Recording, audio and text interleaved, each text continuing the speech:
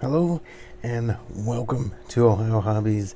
This is the second ever week in coin roll hunting video. This is the wrap up of everything I have found in the last week coin roll hunting, all the stuff I get from my bank in Ohio. So what we're going to do is we're going to take a look and talk about everything I found. We'll start with where I started and we'll end with where I ended. I did start off this week with hunting 2 boxes of $50. We managed to find one $50 that we're going to hold on to for a second. It is a 2003 Denver NIFC, or not intended for circulation. That was the absolute only thing out of 2 boxes of halves that I pulled. I hunted four boxes of quarters. All 4 of them were brand new 2021s. I opened them up, looked at them, didn't find anything that stood out, so I kicked them to the curb. They went back to the bank. Well, you're seeing this on Tuesday. They went back to the bank on Monday. That's when I take everything back. So what you're seeing here is everything that didn't go back to the bank. But anyway, 4 boxes of quarters, or 4 boxes of nickels, all back to the bank, all brand new. Now, if you followed the last video, the last 7 of 8 boxes of dimes were brand new. So I decided, let's take a break from dimes and let's look at some quarters. I'm glad we did. We had a wonderful week with 2 boxes of quarters. We'll start right here. We found 3 West Points. 2019 War in the Pacific. And you can see the W there. 2019 San Antonio Missions. Now this one does have a bit of the Ring of Death, but it's still a W. And it's not in circulation anymore. And we had another War in the Pacific from 2019. So 3 W's to add to the collection. We had 3 proofs show up. 2006 San Francisco, Nevada, state quarter proof. Next up, 2002 San Francisco, Ohio proof. Then this one took me a minute. 2001 San Francisco. I did check. 2001 did not have business strikes yet. So this is in fact a proof. And when I show you the reverse, you'll kind of agree with me. There we go. See, you can see the proof in the reverse, but the obverse is horrible. But anyway, 3 proofs, 3 West Points, and we're not done yet. We had 2 of the die-cracked San Antonio Missions. Let's go ahead and put that under the scope here. You can see it right there. Look at all that buildup. All that buildup right there. That's crazy. And we'll go ahead and take a look at the other one real quick. You can see not as much buildup from the die breaks or die chips, but it's there. We have a Homestead. Take a look at that one. We got a little bit of snow on the roof there. Right there's the snow piled up on the roof. And a little bit of bucket break there. A little bit of leaky bucket. It's not the enormous cracked die, but there's definitely some chips out there. So that one is going to hang out. I pulled a 1982 Philly that is in really nice condition. And many people pull these because there was no med sets made that year. So the high quality quarters, high grades in that year just don't exist. 82 and 83 actually. Then we pulled a really nice Nevada.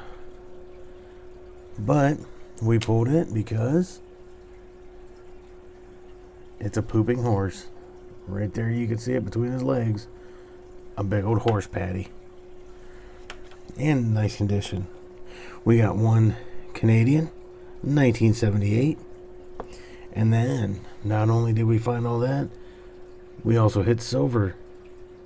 One silver quarter, 1964. 90% in the books. That was how I began my week out. And then I finished up this week with 2 boxes of pennies. That's it. All of it here. Let's take a quick look. We'll start right here. We have 23 total from 2009. So I will hold on to those. Eventually I'm going to go through the formative years and really look for all those extra finger errors. But right now, I just haven't done it. We have a stack of 1960s. I'll go through those eventually for errors, the small date over large, or large date over small date, varieties, you name it. I'm going to go through them eventually. I've got a whole box of them set up. I just keep putting them in there. Eventually, I will get to it. I promise. We're going to come back to those. This is our S-Mint series. We have 268s, 5 from 1970, 171, 172, and 4 from 1974. We'll flip all the way to the other end. We have 22 Canadians. You can see them all there. The standouts are down at the bottom, where we have one of the bird scents and a 1940 King George. How about that? I love adding the older Canadians. Now it is time to look at, excuse me. It is time to look at all 42 wheat cents out of the 2 boxes. 26 out of the 1 box and 16 out of the other. And a nice little bonus to that is the one that we're going to add to the book. Right there's the book. And I will show you where it's going to go here in just a minute. But we'll start out here. 1921. That, my friends, is the one that will be going in the book.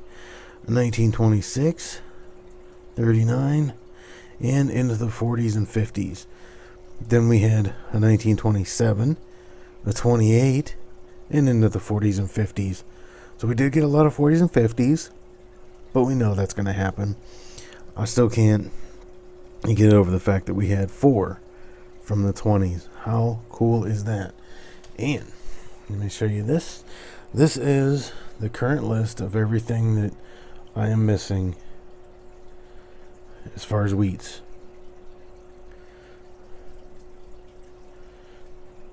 I'm not sure how I skipped the 47 Philly, but I did miss it, and I went back and got one of those. But right here's what we're gonna do. 1921 is no longer missing. That's one more off the list. Now, the last few coins, and then we are going to close out this video and get started on next week's hunts. We'll start right here with these 3. This is a 2000. Let's get this book out of the way. We're going to put it under the scope and take a look at these die crack. Right there. All the way through there. Pretty nice die crack on that one. I will be adding that to my collection of die cracks, along with these 2 from 1983. Let's see. There it is right there on that bottom corner of the building. And one more die crack on that corner of the building, and that corner of the building as well. Now, on to the fun stuff. This 2004 Philadelphia is a double die reverse. So we're going to put it under the scope. First thing I'm going to do is get out of the scope and bring up the image of what we're looking at here. Looking at the double seraphin S, and you can see there doubling on the pluribus of E pluribus unum, pointing out the double serifs. Now let's go ahead and bring up ours. Look at that. You can just see the doubling clearly. Look at the R. Look at, you can see the double serif right there. And if we sneak up here, it's a little blurry image, but there is the double serif right there.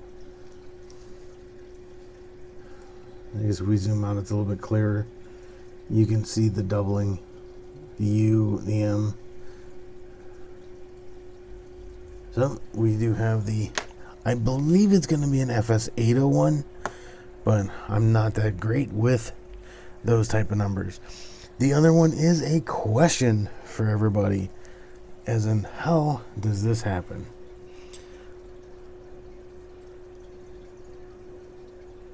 I have no idea. I'm assuming it's a chemical reaction, but I have no clue what year it is. I can barely make anything out on it. I think it's going to be an 82, but just out of curiosity, if you know what makes this happen to a coin, let me know down in the comments. I'd appreciate it, just because I'm curious. I know it's not worth anything, because I'm sure that it's not a mint error. So I'm sure it was after post-mint damage. Oh, sorry. I'm very tired when I'm making this video. Anyway, okay, enough of that. Hopefully you enjoyed this week's finds. Look at all these finds. This is absolutely unbelievable. This alone makes for a great week. And 3 W's on it. A double die reverse. Adding wheat to the book. We can't ask for anything better.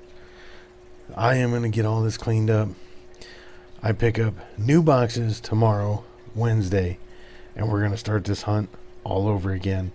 I do have some pennies sitting under the desk awaiting, so I may go ahead and start one of those in the meantime, but we start again with next week. We have